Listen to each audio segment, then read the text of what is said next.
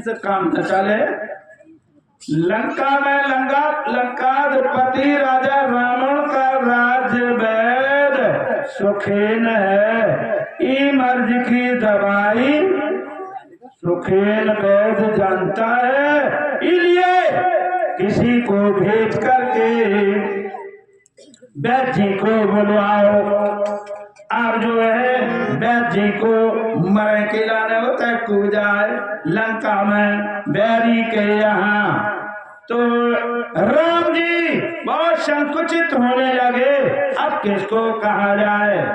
राम जी कहते हैं, राम जी हनुमान जी से कहते हैं, हे हनुमान, हनुमान महाप्रभु इसलिए तुम्हें लिखा है जो संसार के काम में आवे वो आए प्रभु, और जो प्रभु के काम आवे उन्हें कहते हैं महाप्रभु।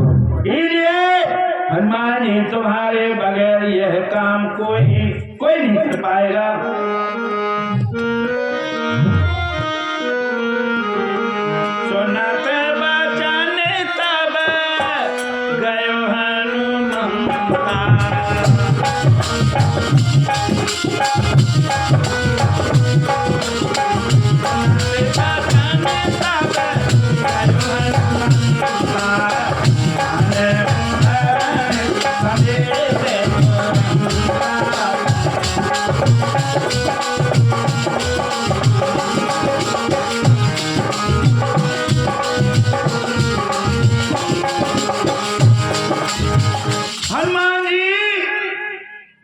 जैसा भी इशारा करने पर तुरंत ही चले जाते हैं लंका में, और आने भवन समेत तुरंत। हनुमान जी ने कहा को जगावे रात है, कुंजी खटखटावे जगावे, दुश्मन आए, अगर किसी ने मेरे को घेर लिया बाधा पड़ जाएगी, लगाओ तरी से हाथ और जो है उठा करके ले आए भवन के सहित। प्रभु श्री राम जी ने कहा, हनुमान जी वैद्य को लेने गए थे कि मकान। हनुमान जी कहते हैं महाराज ये जो है दुश्मन है, और जो है विरोधी से विचार से काम लेना चाहिए।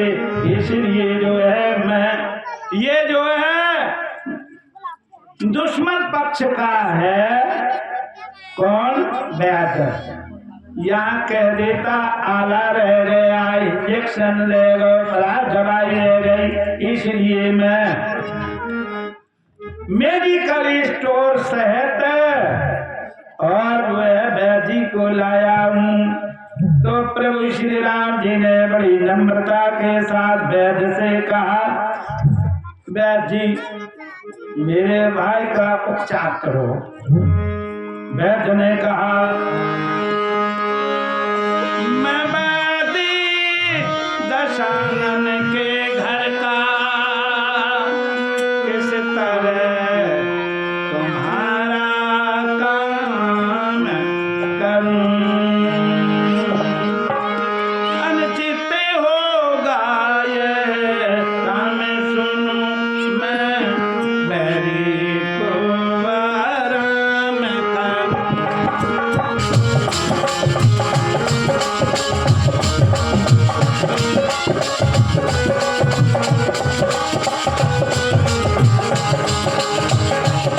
यदि राम तुम्हारी आज्ञा हो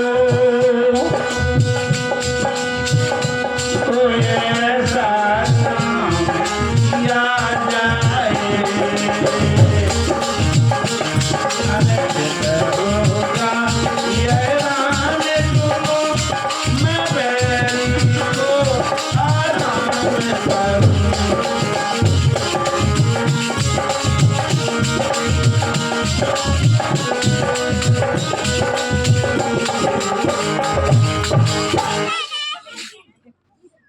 प्रभु मैं दुश्मन पक्ष का हूँ, दुश्मन के भाई को मैं दवाई नहीं कर सका। राम जी ने कहा, वैद्य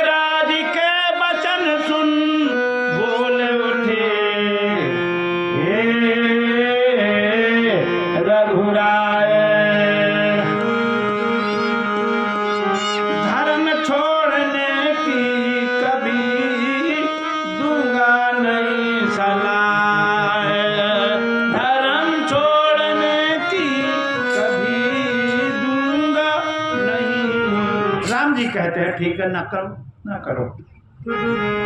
जिस धर्म पे मेरा राज गया और सीता प्यारी का हरण हुआ, प्रजा भी मेरी छूट गई और पितृदेवों का मरण हुआ। बस उसी धर्म पर लक्ष्मण भी मरते हैं तो मर जाए, आवाज यही होगी मेरी, नहीं धर्म किसी का है जाए। हाँ, अभी बहुत दूर दूर चलना है, इसलिए आगे बढ़ना है। हनुमान जी महाराज को संजीवनी बूटी लेने के लिए भेजा। हनुमान जी संजीवनी बूटी के लिए गए।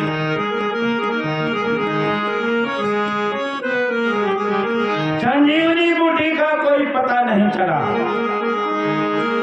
तो जो है पहाड़ ही उठा करके लेकर के चल देते हैं।